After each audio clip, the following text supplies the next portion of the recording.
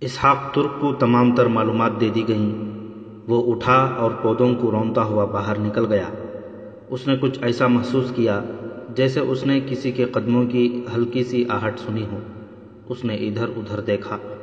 اسے یہ شک بھی ہوا جیسے اسے کچھ دور ایک سایہ سا جاتا اور پودوں میں غائب ہوتا نظر آیا ہو۔ اس نے زیادہ توجہ نہ دی۔ اس کے ذہن پر یہ مسئلہ سوار تھا کہ جس قدر جلدی ہو سکے وہ قاہرہ پہنچے۔ کہیں ایسا نہ ہو کہ سلطان ایوبی فوج کے ساتھ کوچ کر چکا ہو۔ اسے اس کامیابی کی بہت خوشی تھی کہ اسے ہر جگہ سے نہایت کارآمد معلومات مل گئی تھیں۔ وہ اپنے ساتھیوں کے پاس گیا، بہت جلدی میں کھانا کھایا اور روانہ ہو گیا۔ اسے اپنا سفر اس وجہ سے لمبا کرنا پڑا کہ حلب میں اپنے کمانڈر سے ملنا ضروری تھا۔ حلب پہنچا، کمانڈر سے ملا۔ اس نے اسحاق کو تازہ دم نہایت اچھی نسل کا گھوڑا دیا، پانی کے چھوٹے مشکیزے اور کھانے کی چیزوں سے تھیلی بھر کر گھوڑے کے ساتھ باندھ دیا۔ اسحاق قاہرہ کے لیے روانہ ہو گیا۔ اس رات کا ذکر ہے جس رات اسحاق سیرگاہ میں رضی خاتون سے ملا تھا کہ انوشی طبیعت کی خرابی کا بہانہ کر کے عز الدین اور اس کے قریبی ہمرازوں کی محفل میں نہ گئی۔ عز الدین اس کی مزاج پرسی کے لیے گیا تو انوشی کا چہرہ اترا ہوا تھا۔ وہ بات کرتی تو زبان ہکلاتی تھی۔ عز الدین نے اپنے طبیب کو بلایا۔ طبیب نے دوا دی جو انوشی نے یہ کہہ کر رکھ لی کہ کھائے گی۔ اس نے کہا کہ وہ آرام کرنا چاہتی ہے۔ یہ شب بیداری اور زیادہ شراب پی لینے کے اثرات تھے۔ عز الدین اور طبیب چلے گئے۔ انوشی دروازہ اندر سے بند کر کے لیٹنے کے بجائے کمرے میں ٹہلنے لگی۔ وہ بہت بے چین تھی۔ اس نے کئی بار کھڑکی کا پردہ اٹھا کر باہر دیکھا اور کمرے میں کبھی ٹہلتی کبھی رکتی اور پھر کھڑکی کا پردہ ہٹا کر باہر دیکھتی۔ اس نے اپنے زیورات والا خوشنما بکس کھولا، اس میں سے ایک انگوٹھی نکالی۔ اس کے نگینے والی جگہ ڈبیا کی شکل کی تھی، خوشنما اور وزنی انگوٹھی تھی۔ اس نے اس پر جڑی ہوئی چھوٹی سی ڈبیا کو جو انگوٹھی کا حصہ تھا کھولا۔ اس میں سفید صفوف بھرا ہوا تھا۔ اس نے صفوف کو ذرا سی دیر دیکھا اور ڈبیا بند کر کے انگوٹھی اپنی انگلی میں ڈال لی۔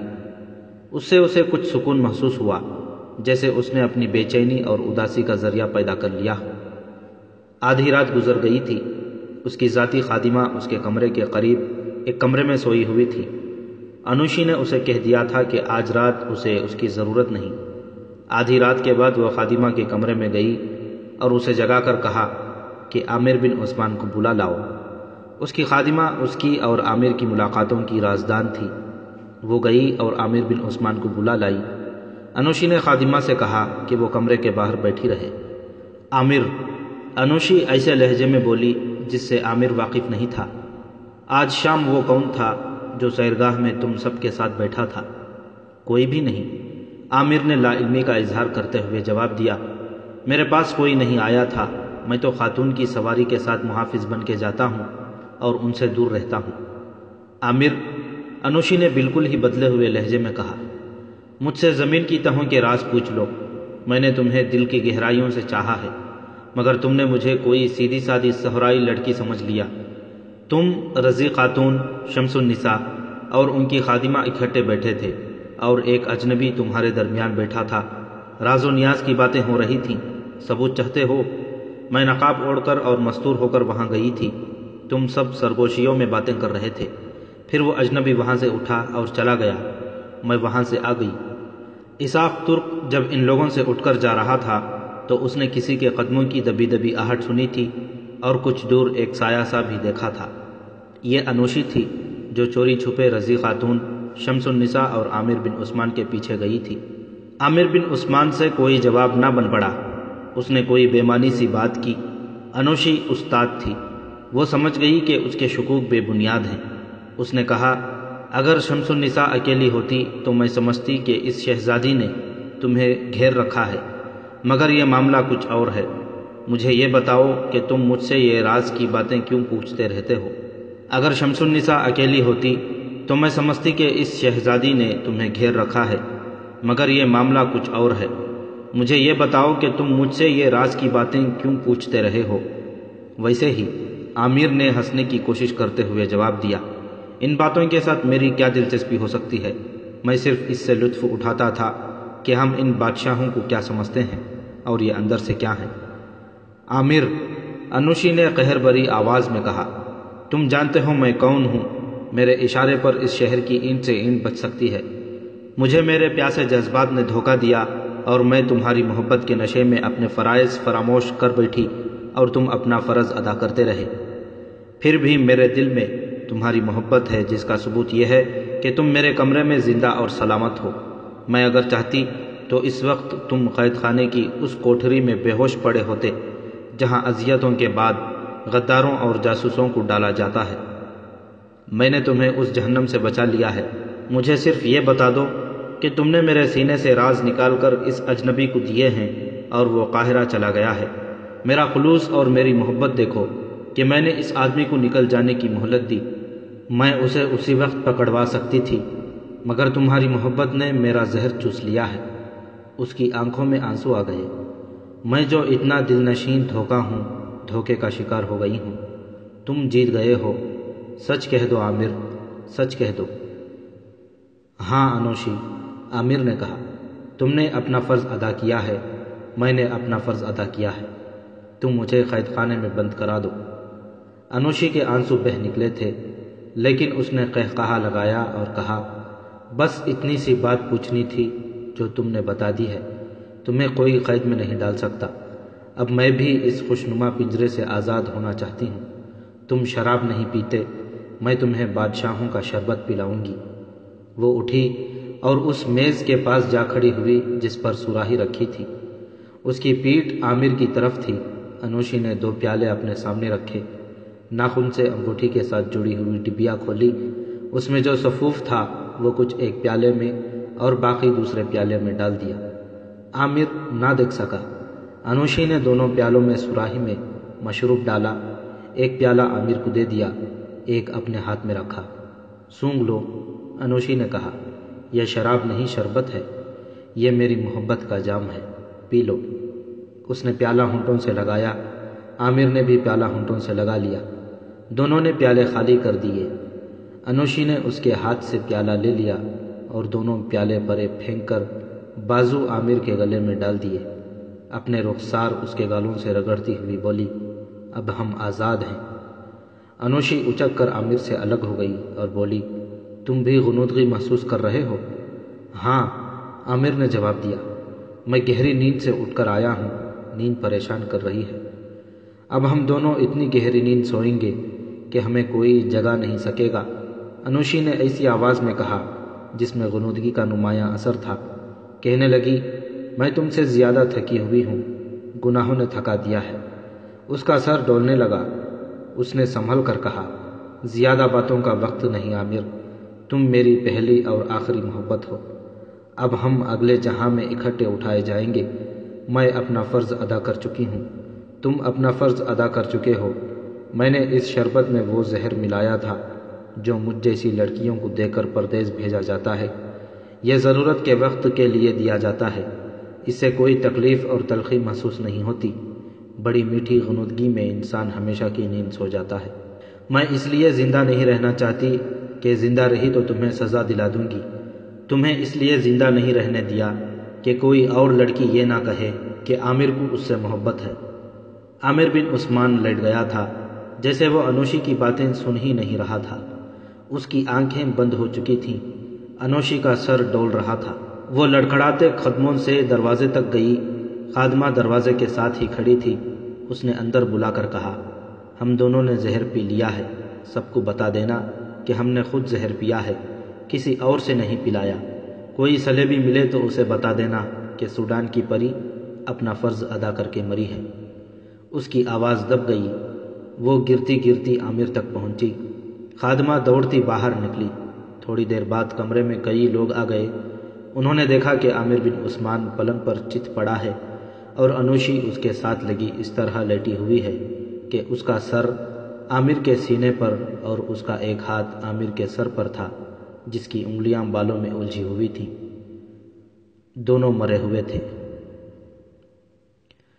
اس وقت اسحاق ترک موصل سے جا چکا تھا۔ انوشی نے یہ جانتے ہوئے بھی کہ اجنبی سلطان صلاح الدین ایوبی کا جاسوس ہو سکتا ہے، اس کا تعاقب نہ کیا، نہ گرفتار کرانے کی سوچی۔ اس نے زندگی کی یہ چند ہی ساعتیں روحانی سکون پایا تھا جو اس نے عامر کے ساتھ پیار کے دھوکے میں گزاری تھی۔ اس نے اس پیار کا صلہ یہ دیا کہ اسحاق کو جانے دیا۔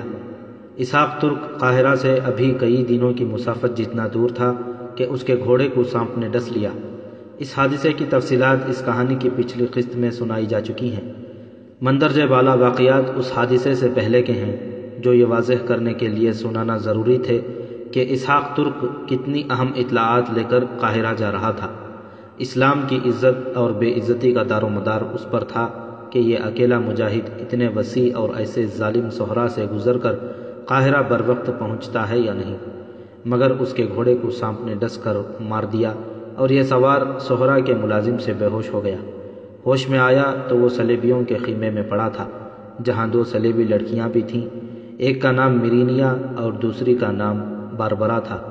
یہ تفصیلات پچھلی قسط میں پڑھ لیں تاکہ وہ واقعات ایک بار پھر آپ کے ذہن میں تازہ ہو جائیں۔ اسحاق ترک بے ہوشی میں بڑبڑا رہا تھا، جس سے صلیبیوں کی اس ٹولی پر ظاہر ہو گیا کہ یہ مسلمان جاسوس ہے اور کوئی اہم خبر لے کر قاہرہ جا رہا ہے۔ دونوں لڑکیوں مرینیا اور باربرا کی آپس میں رقابت تھی۔ دونوں اپنے کمانڈر کو چاہتی تھیں اور کمانڈر باربرا کو محبت کا دھوکہ دے کر مرینیا کے ساتھ گہری دوستی لگائے ہوئے تھا۔ باربرا نے انتقام لینے کے لیے اسحاق کو چوری چھپے بتا دیا کہ وہ صلیبی جاسوسوں کے جال میں آ گیا ہے۔ اسحاق اس جال میں ایسی بری طرح آیا کہ اس نے اعتراف کر لیا کہ وہ سلطان ایوبی کا جاسوس ہے اور حلب سے آیا ہے۔ صلیبیوں کے سربراہ نے اس سے پوچھا کہ وہ کیا خبر لے جا رہا ہے۔ اسحاق نے بتایا کہ خبر صرف اتنی سی ہے کہ نور الدین زنگی مرحوم کی بیوہ رضی خاتون نے عز الدین کے ساتھ شادی کر لی ہے۔ صلیبی سربراہ نے کہا یہ خبر پرانی ہو گئی ہے اور اب سلطان ایوبی شام کی طرف پیش قدمی کرنے والا ہے۔ اس صلیبی نے اسحاق ترک سے کہا کہ وہ صلیبیوں کے لیے جاسوسی کرے اور یہ بھی بتائے کہ وہ کیا راز لے کے جا رہا تھا اور بیروت میں جو مسلمان جاسوس ہیں وہ کون کون ہیں اور کہاں کہاں ہیں، اور اگر وہ نہیں بتائے گا تو اسے صلیبی علاقے میں لے جا کر کسی قید خانے کے تہ خانے میں بند کر دیا جائے گا۔ اسحاق نے یہ سوچ کر ہتھیار ڈال دیے کہ وہ ان کی حراست سے فرار کی کوشش کرے گا۔ اس نے وعدہ کیا کہ وہ صلیبیوں کے لیے جاسوسی کرے گا۔ اس سے یہ بھی پوچھا جا رہا تھا کہ وہ کیا راز لے کے جا رہا ہے۔ اس نے چند ایک باتیں گھڑ لیں جو زیادہ تر شام کے مسلمان امراء سے تعلق رکھتی تھیں۔ بیروت کے متعلق اس نے بے خبری کا اظہار کر دیا اور یہ بھی کہا کہ اسے بیروت کے راستے کا بھی علم نہیں۔ جیسا کہ پچھلی قسط میں بتایا جا چکا ہے کہ یہ صلیبی جاسوسوں اور تخریب کاروں کی پارٹی تھی۔ اس کے ساتھ ان کے محافظ بھی تھے اور 2 لڑکیاں۔ اس پارٹی کی نفری 8-9 تھی۔ یہ قاہرہ سے بیروت کو واپس جا رہے تھے۔ ان کے سربراہ نے اسحاق کو بتایا تھا کہ وہ رات کو روانہ ہو رہے ہیں۔ اسحاق نے جب یہ سنا کہ وہ بیروت جا رہے ہیں تو وہ اور زیادہ پریشان ہو گیا۔ وہاں اس کی ملاقات اپنے نائٹ سے بھی ہو سکتی تھی، لیکن یہ کوئی ایسا مسئلہ نہیں تھا۔ اصل مسئلہ تو یہ تھا کہ اسے سلطان ایوبی کو بالڈوین کی فوج کا ڈپلوائے بتانا تھا اور اسے خبردار کرنا تھا کہ وہ بیروت کا محاصرہ ترک کر دے۔ اس کے بعد اسحاق جان دینے کے لیے تیار تھا، مگر وہ قیدی بن چکا تھا اور نہتہ تھا۔ رات کو اس قافلے نے وہاں سے کوچ کیا۔ اسحاق کے ہاتھ پیٹھ پیچھے باندھ کر ایک اونٹ پر سوار کر دیا گیا تھا۔ اس اونٹ پر سامان بھی لدا ہوا تھا۔ سلطان ایوبی کا یہ جاسوس بیروت سے قاہرہ کو روانہ ہوا تھا، مگر قاہرہ پہنچے بغیر بیروت کو واپس جا رہا تھا۔ مسافت بڑی ہی لمبی تھی۔ اسحاق ترک اس امید پر جا رہا تھا کہ فرار کی کوئی صورت پیدا کر لے گا۔ میں اب ایک دن بھی انتظار نہیں کر سکتا، صلاح الدین ایوبی اپنے سالاروں سے کہہ رہا تھا۔ فوج تیاری کی حالت میں ہے۔ اس حالت میں فوج کو زیادہ عرصہ رکھنا مناسب نہیں ہوتا۔ سپاہیوں کے اعصاب تھک جاتے ہیں۔ یہ کیفیت جنگ کے لیے نقصان دہ ہوتی ہے۔ اس کے علاوہ میں صلیبیوں کو تیاری کی حالت میں دبوچ لینا چاہتا ہوں۔ ہم جب بھی لڑے اپنے علاقوں میں لڑے ہیں اور اسی پر خوش ہوئے کہ ہم نے دشمن کو پسپا کر دیا ہے۔ دشمن ہماری ہی زمین پر حملہ آور ہوا اور پسپا ہو کر ہماری ہی زمین پر رہا۔ اب میرا ہر اقدام جارحانہ ہوگا۔ فرنگی فوج بیروت میں ہے، مجھے اس کے متعلق کوئی اطلاع نہیں ملی۔ اگر بالڈوین نے کوئی نقل و حرکت کی ہوتی تو اطلاع آ جاتی۔ میرا قیاس ہے کہ وہ اور دوسرے صلیبی ہمارے مسلمان امراء کو اپنا حمایتی اور ہمارا دشمن بنانے کی کوششوں میں مصروف ہیں۔ وہ ایک بار پھر ہمیں خانہ جنگی میں الجھائیں گے۔ وہ زمیندوز کارروائیوں میں لگے رہیں ہم بیروت کو محاصرے میں لیں گے اور اللہ کی مدد شامل حال رہی تو یہ عظیم شہر ہمارے قبضے میں آ جائے گا۔ سالاروں کے اس اجلاس میں سلطان ایوبی کی بحریہ کا امیر البحر بھی موجود تھا۔ ایک مصری وقائع نگار محمد فرید ابو حدید نے اس کا نام حسام الدین لولو لکھا ہے۔ یہ بحری جنگ کا ماہر اور غیر معمولی طور پر قابل امیر البحر مانا جاتا تھا۔ بیروت چونکہ بحر روم کے ساحل پر واقع تھا، اس لیے سلطان ایوبی محاصرہ مکمل کرنے کے لیے سمندر کی طرف سے بھی فوج بھیجنے کا فیصلہ کر چکا تھا۔ جن دستوں کو بحری جہازوں سے جانا اور ساحل پر اترنا ہے وہ سکندریہ پہنچ چکے ہیں۔ حسام الدین کو ہدایات دی جا چکی ہیں۔ سلطان ایوبی نے کہا، سمندر سے جانے والے دستے جلدی منزل پر پہنچ جائیں گے، اس لیے یہ کچھ دن بعد روانہ ہوں گے تاکہ خشکی والے دستے پہنچ جائیں۔ سمندری دستے ساحل پر اتریں گے، تیز رفتار قاصد ہمیں اترنے کی اطلاع دیں گے۔ شہر پر ان کی یلغار طوفانی ہوگی۔ اگر فرنگیوں نے ہتھیار نہ ڈالے تو آپ سب کو اجازت ہوگی کہ شہر کو تباہ و برباد کر دیں۔ عورت، بچے، بوڑھے اور مریض پر ہاتھ نہیں اٹھایا جائے گا، انہیں پناہ میں لیا جائے گا۔ فوجیوں کو ہلاک نہیں، قید کیا جائے گا، کسی صورت میں لوٹ مار نہیں ہوگی۔ آپ سب کو اجازت ہوگی کہ ان احکام کی خلاف ورزی کرنے والوں کو متوقع پر قتل کر دیں، خواہ وہ کتنے ہی اونچے عہدے کے عسکری کیوں نہ ہوں۔ خشکی کی طرف سے جانے والے دستوں کی پیش قدمی امن کے انداز سے نہیں، جنگی رفتار سے ہوگی۔ پڑاؤ بغیر خیموں کے ہوں گے، کوئی سامان کھولا نہیں جائے گا، سب کو پانی محدود مقدار میں ملے گا، کھانا پکایا نہیں جائے گا۔ کھجوروں وغیرہ کا ذخیرہ ساتھ جا رہا ہے، جانوروں کو پوری خوراک دی جائے گی۔ سلطان نے چادر جتنے چوڑے کپڑے پر قاہرہ سے بیروت کا نقشہ تیار کرا رکھا تھا، جو اس نے دیوار کے ساتھ لٹکایا اور پیش قدمی کے راستے پر انگلی چلاتے ہوئے کہا، یہ ہوگا ہمارا پیش قدمی کا راستہ۔ اجلاس کی خاموشی اور زیادہ گہری ہو گئی۔ سلطان ایوبی نے سب کے چہروں کو دیکھا اور مسکرا کر بولا، خاموش کیوں ہو؟ کہتے کیوں نہیں کہ ہم دشمن کے علاقوں میں سے گزر کر جا رہے ہیں؟ میرے دوستوں، ہم احتیاط کے اصولوں پر جنگ لڑتے رہے ہیں۔ پیش قدمی سے پہلے ہم پہلوؤں کی حفاظت اور پسپائی کا راستہ دیکھتے رہے ہیں۔ اس کا نتیجہ یہ ہے کہ صلیبی فلسطین پر قابض ہیں اور وہ دمشق اور بغداد پر قابض ہو کر مکہ اور مدینہ منورہ کی طرف بڑھنے کے منصوبے بنائے ہوئے ہیں۔ زیاد کا بیٹا طارق سمندر سے دور مصر کے ساحل پر بیٹھا رہتا تو یورپ پر اسلام کا پرچم کبھی نہ پہنچتا۔ قاسم کا بیٹا محمد اس قدر خطرناک اور اس قدر لمبی مسافت طے کر کے ہندوستان پہنچا تھا جس سے تاریخ کے ورق بھی پھڑ پھڑا اٹھے تھے۔ صلیبی بہت دور سے ہماری سرزمین میں آئے تھے۔ اگر آپ اسلام کی سربلندی چاہتے ہیں تو ہمیں آگ میں سے گزرنا ہوگا۔ اگر صرف حکومت کرنی ہے تو آؤ مصر اور شام کو ٹکڑوں میں بانٹ لیں اور بادشاہ بن کے بیٹھ جائیں، پھر اپنی اپنی بادشاہی کو قائم رکھنے کے لیے صلیبیوں اور یہودیوں سے مدد لیتے رہیں گے اور اپنا دین و ایمان ان کے پاس گروی رکھ دیں گے۔ محترم سلطان، ایک سالار نے اٹھ کر کہا، ہم احکام اور ہدایت کے منتظر ہیں۔ ہم میں سے کوئی بھی اس سے خوف زدہ نہیں کہ ہم دشمن کے علاقوں میں سے گزریں گے۔ ہمیں یہ بتائیے کہ ان علاقوں سے گزرتے ہماری ترتیب کیا ہوگی؟ کیا ہر دستہ اپنی حفاظت خود کرے گا؟ نہیں، سلطان ایوبی نے کہا، میں انہی ہدایات کی طرف آ رہا تھا۔ ہر دستہ اپنی پیش قدمی جاری رکھے گا، دائیں بائیں آگے اور پیچھے جو کچھ ہوتا رہے اس کی طرف آپ دھیان نہیں دیں گے۔ رسد اکٹھی نہیں جا رہی، اسے کئی حصوں میں تقسیم کر دیا گیا ہے تاکہ دشمن اسے تباہ نہ کرے۔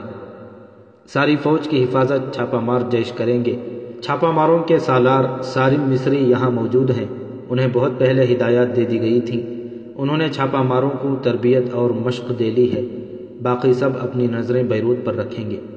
سلطان ایوبی نے ہر قسم کی ہدایات دے کر کہا، کوچ آج رات کے پہلے پہر ہوگا اور سب سے ضروری احتیاط یہ کرنی ہے کہ اس کمرے سے باہر کسی کو پتہ نہ چلے کہ ہماری منزل کیا ہے، سپاہیوں اور کمانڈروں تک کے کان میں نہ پڑے کہ ہم کہاں جا رہے ہیں۔ سلطان ایوبی کے وہم و گمان میں بھی نہیں تھا کہ بیروت میں اس کے استقبال کا انتظام کر دیا گیا ہے اور وہ فرنگیوں کو بے خبری میں شاید نہ دبوچ سکے۔ رات کو جب فوج کوچ کر رہی تھی، سلطان ایوبی اپنی ہائی کمان کے سالاروں کے ساتھ راستے میں کھڑا ہر دستے کی سلامی لے رہا تھا اور دعائیں دے رہا تھا۔ اس کے پاس اس کے ایک بیٹے کا بزرگ اتالیق بھی کھڑا تھا۔ سلطان ایوبی اساتذہ اور علماء کی بہت قدر کیا کرتا تھا۔ محمد فرید ابو حدید کی تحریر کے مطابق جب فوج کا آخری دستہ بھی چلا گیا تھا تو سلطان ایوبی بھی روانہ ہونے لگا۔ اس کے بیٹے کے اتالیق نے عربی کا ایک شعر پڑھا جس کا ترجمہ یوں ہے: آج نجد کے پھول رار کی خوشبو سے لطف اٹھا لو، شام کے بعد یہ پھول نہیں ملا کرتا۔ یہ مصری واقعہ نگار لکھتا ہے کہ اس وقت تک سلطان ایوبی کا مزاج حشاش بشاش تھا، مگر یہ شعر سن کر اس پر اداسی طاری ہو گئی۔ اس نے بوقت رخصت اس شعر کو بدشگونی سمجھا۔ وہ فوج کے پیچھے روانہ ہو گیا۔ راستے میں اس نے اپنے سالاروں سے کہا، اس بزرگ سے مجھے توقع تھی کہ الوداع کے وقت دعا دیں گے۔ انہوں نے ایسا شعر سنا دیا ہے جس نے میرے دل پر بوجھ ڈال دیا ہے، اور ہوا بھی یہی ہے کہ اس روانگی کے بعد سلطان ایوبی مصر آ ہی نہ سکا۔ اس کی باقی عمر سرزمین عرب پر جنگ و جدل میں ہی گزر گئی۔ مصر والوں کو رار کا یہ پھول پھر کبھی نظر نہ آیا۔ مصر سے سلطان کی روانگی مئی 1172 میں ہوئی تھی۔ صحرا کا وہ خطہ بڑا ہی ہولناک تھا جہاں صلیبی جاسوسوں اور تخریب کاروں کا قافلہ داخل ہو گیا تھا۔ اسحاق ترک ان کا قیدی تھا، لیکن اب اس کے ہاتھ بندھے ہوئے نہیں تھے۔ 2 دن اور 2 راتیں اس کے ہاتھ کھانے کے وقت کے سوا ہر وقت بندھے رہتے تھے۔ اس نے اس پارٹی کے سربراہ سے کہا تھا کہ وہ بھاگ نہیں سکتا، بھاگ کر جائے گا کہاں؟ پاپ یادہ تو وہ کہیں جا نہیں سکتا، بڑی مشکل سے 2 کوس چلے گا، اور صحرا اسے اسی طرح بے ہوش کر کے ختم کر دے گا جس طرح وہ بے ہوش ہو کر پکڑا گیا تھا۔ سربراہ نے اپنے ساتھیوں سے مشورہ کر کے ہاتھ کھول دیے تھے اور ان سے کہا تھا کہ اس پر نظر رکھیں۔ اسحاق ترک نے ان پر اعتماد جما لیا۔ اس نے سلطان ایوبی اور دوسرے مسلمان حکمران کو برا بھلا کہنا شروع کر دیا تھا۔ اس نے صلیبی سربراہ کو یقین دلا دیا تھا کہ وہ ان کا جاسوس بن جائے گا، مگر اس سے جب یہ پوچھتے تھے کہ وہ کیا راز لے کر جا رہا تھا تو وہ صحیح جواب نہیں دیتا تھا۔ 2 صلیبی لڑکیوں کی رقابت بدستور چل رہی تھی۔ میرینیا اپنے سربراہ کی منظور نظر تھی اور باربرا کو سربراہ نے اس حد تک دھتکار دیا تھا کہ اس کے ساتھ جو بھی بات کرتا طنزیہ انداز میں کرتا تھا۔ باربرا بجھ کے رہ گئی تھی۔ میرینیا اس کوشش میں تھی کہ وہ اسحاق ترک کے سینے سے وہ راز نکال لے جو وہ قاہرہ کے لیے لے جا رہا تھا۔ اس دلکش لڑکی نے راتوں کو اسحاق کے پاس بیٹھ کر اس کے جذبات کو مشتعل کرنے کا ہر داؤ آزما لیا، لیکن اسحاق پتھر کا بت بنا رہا۔ باربرا کی خواہش یہ تھی کہ اسحاق میرینیا کو کچھ بھی نہ بتائے۔ پارٹی کے سربراہ کے بعد کا رتبہ مارٹن نام کے ایک آدمی کا تھا۔ یہ آدمی باربرا کو چاہتا تھا، مگر باربرا نے اسے بری طرح دھتکار دیا تھا۔ وہ اس لڑکی کو دھمکیاں بھی دے چکا تھا کہ اس نے قاہرہ میں جو غلطیاں کی ہیں ان کی سزا دلائے گا۔ یہی دھمکی اسے سربراہ بھی دے چکا تھا۔ وہ مایوس تو تھی ہی، اب خوف زدہ بھی رہنے لگی تھی۔ باربرا کا خون اس وقت کھولتا تھا جب میرینیا اس کے ساتھ طنزیہ بات کرتی تھی۔ ایک روز اس نے باربرا سے کہا، باربرا، تم اس کام کے قابل نہیں ہو، تمہاری کھوپڑی میں دماغ ہے ہی نہیں۔ تم کسی شراب خانے میں ناچنے اور گاہکوں کے دل پر ناچنے والی عورت ہو۔ میرا کمال دیکھو، صحرا میں بھی ایک مسلمان جاسوس پکڑ لیا ہے۔ یہ میرا شکار ہے، تم اس کے قریب نہ جانا، بیروت میں اس کا مجھے انعام ملے گا۔ باربرا جل اٹھی۔ اس رات اس کا دماغ جیسے جواب دے گیا۔ مارٹن تو اس کے پیچھے پڑا ہی رہتا تھا۔ اس رات وہ خود مارٹن کے پاس گئی اور اسے کہا کہ وہ میرینیا سے انتقام لینا چاہتی ہے۔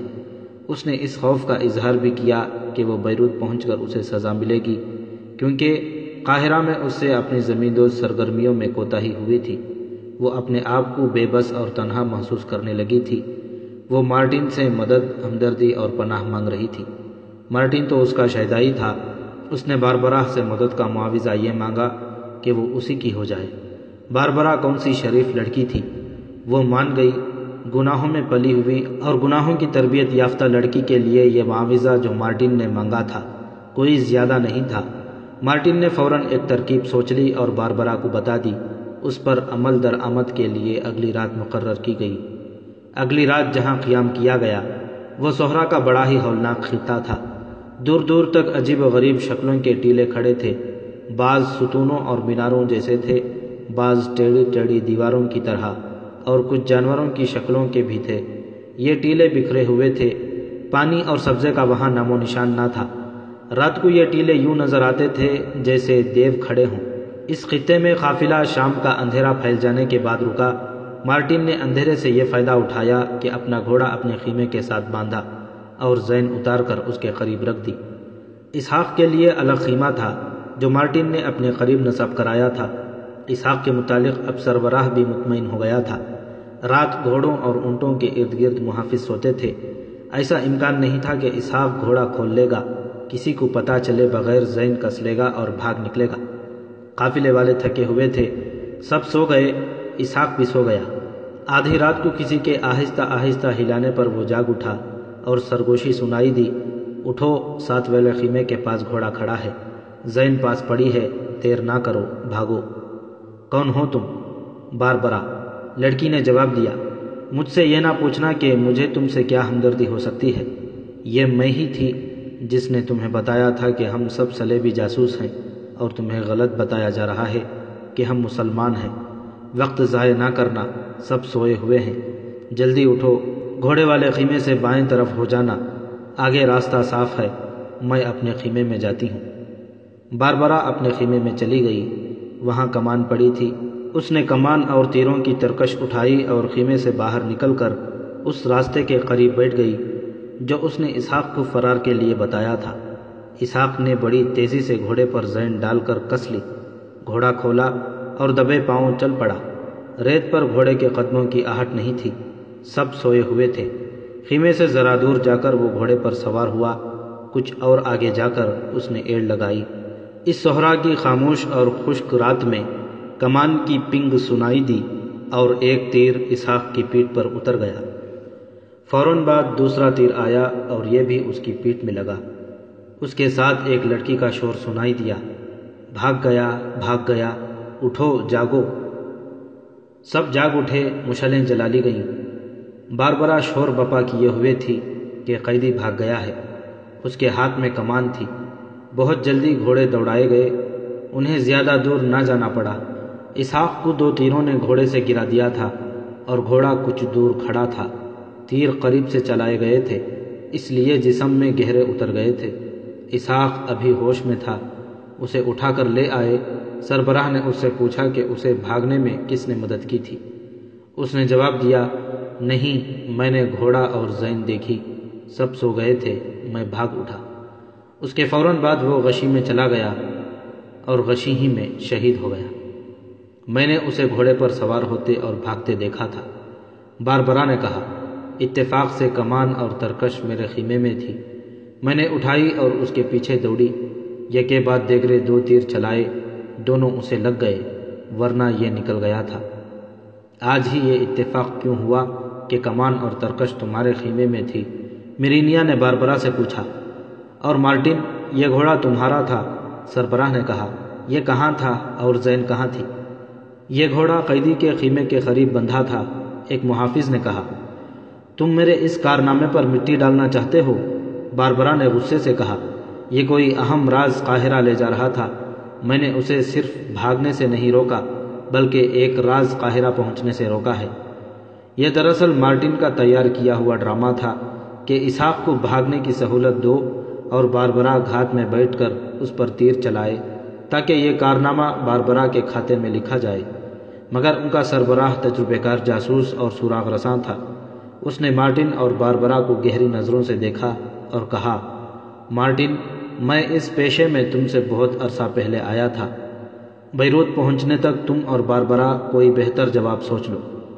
یہ ان لوگوں کی ذاتی رقابت اور دوستی دشمنی کی سیاست تھی جس کا شکار سلطان ایوبی کا ایک بڑا ہی قیمتی جاسوس ہو گیا۔ سلطان ایوبی کی پیش قدمی بہت تیز تھی۔ اس کی فوج آدھی سے زیادہ مسافت طے کر کے اس علاقے میں داخل ہو گئی تھی جس پر صلیبیوں کا سایہ پڑا ہوا تھا۔ اس جگہ تک فوجیوں کا حلیہ ایک جیسا تھا، گرد کی تہوں میں کسی کا چہرہ پہچانا نہیں جاتا تھا۔ مئی کا مہینہ تھا جب صحرا لوہے کی طرح تپ رہا تھا، سب نے منہ سر کپڑوں میں لپیٹ رکھے تھے، کوئی بھی اجازت کے بغیر پانی نہیں پی سکتا تھا، دستے ترتیب میں نہیں رہے تھے، گھوڑوں اور اونٹوں کے سواروں نے پیادوں کو باری باری گھوڑوں اور اونٹوں پر سوار کرانا شروع کر دیا۔ فضا جل رہی تھی اور ایک گونج دور دور تک سنائی دے رہی تھی، لا الہ الا اللہ، لا الہ الا اللہ۔ کبھی چند سپاہی مل کر کوئی ترانہ گاتے تھے اور فوج جنون اور وجد کی کیفیت میں چلی جا رہی تھی۔ سلطان صلاح الدین ایوبی فوج کے درمیان جا رہا تھا۔ اس نے اپنے آپ کو بھی پانی پینے کی اجازت نہیں دی تھی۔ اس نے گھوڑے سے ذرا اوپر اٹھ کر دیکھا اور گھوڑے کا رخ بدل کر ایڑ لگا دی۔ اس کی ہائی کمان کے سالار اور دیگر عملہ، جس میں تیز رفتار قاصد تھے، اس کے پیچھے گئے۔ آگے وہی علاقہ تھا جہاں اسحاق ترک شہید ہوا تھا۔ ڈراؤنی شکلوں کے ٹیلے تھے۔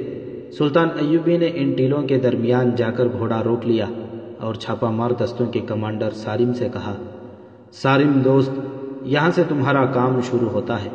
اپنے دستوں کو پھیلا دو، ہر جیش دوسرے سے دور رہے، آگے جانے والے جیش فوراً چلے جائیں اور باقی فوج اسی طرح چلتی رہے۔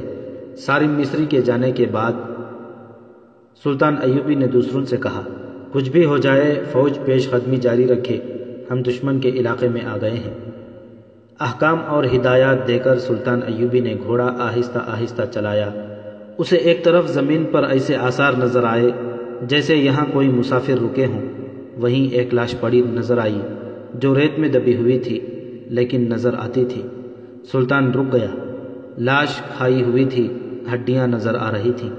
ایک آدمی نے اس ڈھانچے کو سیدھا کیا، پیٹھ پر 2 تیر لگے ہوئے تھے، چہرے کا گوشت سوکھ گیا تھا۔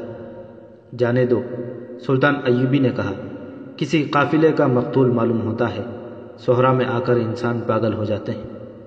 سلطان ایوبی کو معلوم ہی نہیں تھا کہ وہ اس کا اپنا قابل اعتماد جاسوس اسحاق ترک تھا، جو اسے یہ بتانے آ رہا تھا کہ بیروت نہ جانا۔ صلیبیوں نے وہاں اپنی فوج کو جس طرح پھیلا رکھا تھا، اس کا نقشہ اس نے ذہن میں محفوظ کر رکھا تھا۔ اسحاق کی ہڈیوں کا پنجر اسے کچھ بھی نہ بتا سکا۔ چھاپہ مار جیش اس طرح پھیل گئے کہ پیش قدمی کرتی ہوئی فوج کے پہلوؤں میں 2-3 میل دور تک چلے گئے۔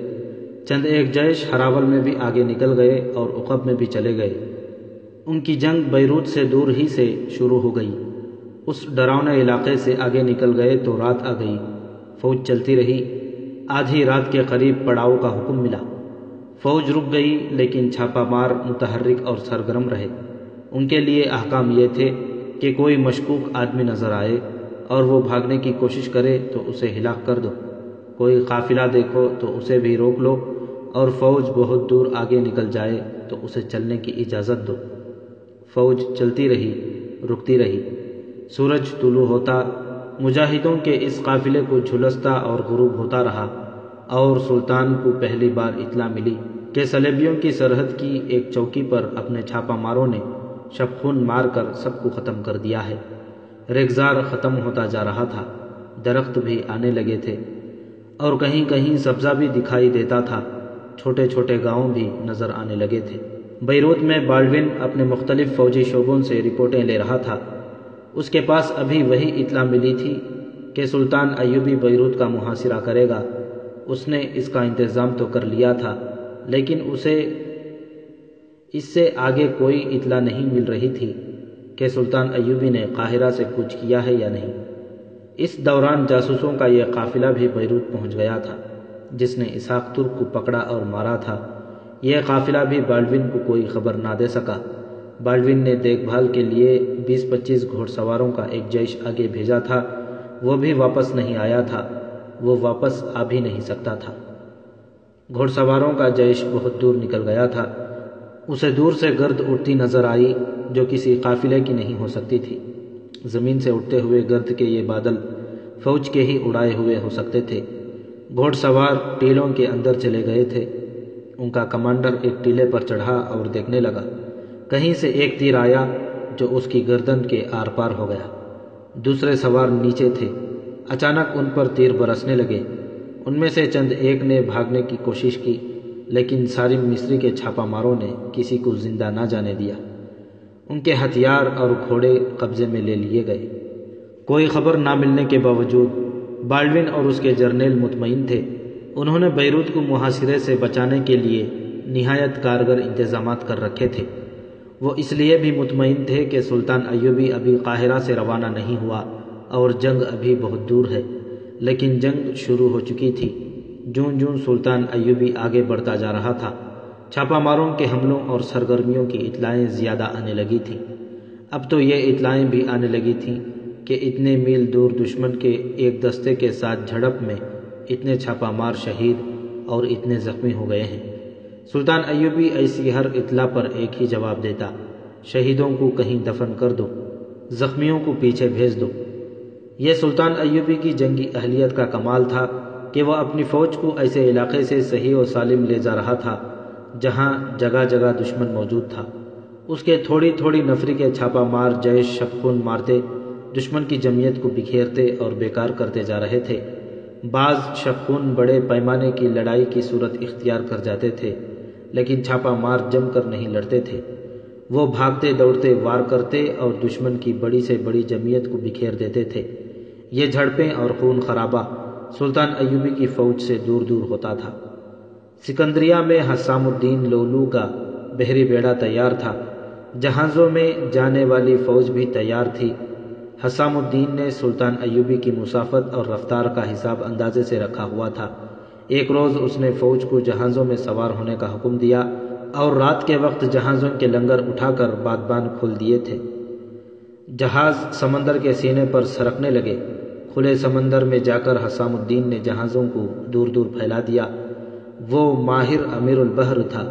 اس کے جہازوں میں جو فوج جا رہی تھی، اس کے سالار اور نائب سالار سلطان ایوبی کے تربیت یافتہ تھے۔ وہ اندھا دھند نہیں جا رہے تھے۔ انہوں نے دیکھ بھال کے لیے تربیت یافتہ فوجی ماہی گیروں کے بحروب میں چھوٹی چھوٹی بادبانی کشتیوں میں آگے بھیج دیے تھے۔ دنوں راتوں کی مسافت طے ہو چکی تھی۔ افق پر بیروت ابھرنے لگا تھا، مگر کوئی کشتی واپس نہیں آئی تھی۔ حسام الدین نے جہاز روک دیے اور دیکھ بھال کے لیے ایک اور کشتی اتاری۔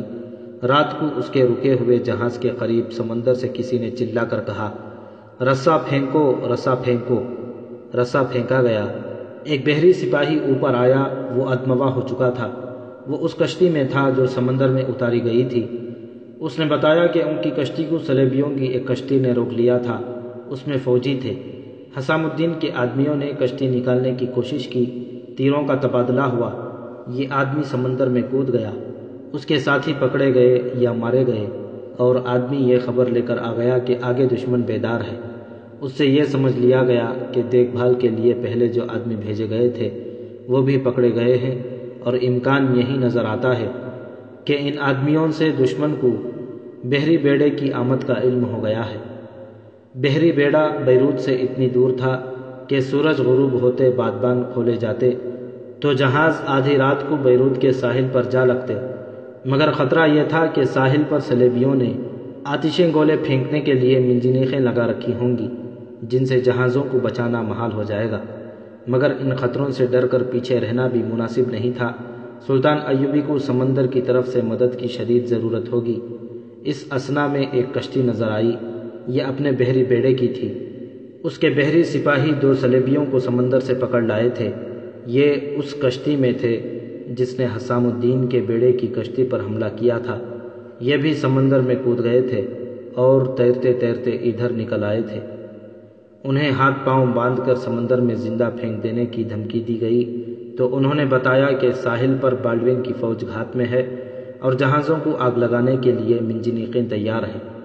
ان سپاہیوں سے مزید پوچھ گچھ سے معلوم ہوا کہ بیروت کی فوج اندر کم اور شہر سے دور دور زیادہ ہے۔ یہ خبر بڑی خوفناک تھی۔ امیر البحر حسام الدین اور سالاروں نے باہم غور کیا اور اس نتیجے پر پہنچے کہ فرنگیوں کو ہماری آمد کا پتہ چل چکا ہے۔ یہ معلوم نہیں تھا کہ سلطان ایوبی کو علم ہے یا نہیں۔ فیصلہ ہوا کہ سلطان کو خبر کر دی جائے۔ اس وقت اسے بیروت کے قریب ہونا چاہیے تھا۔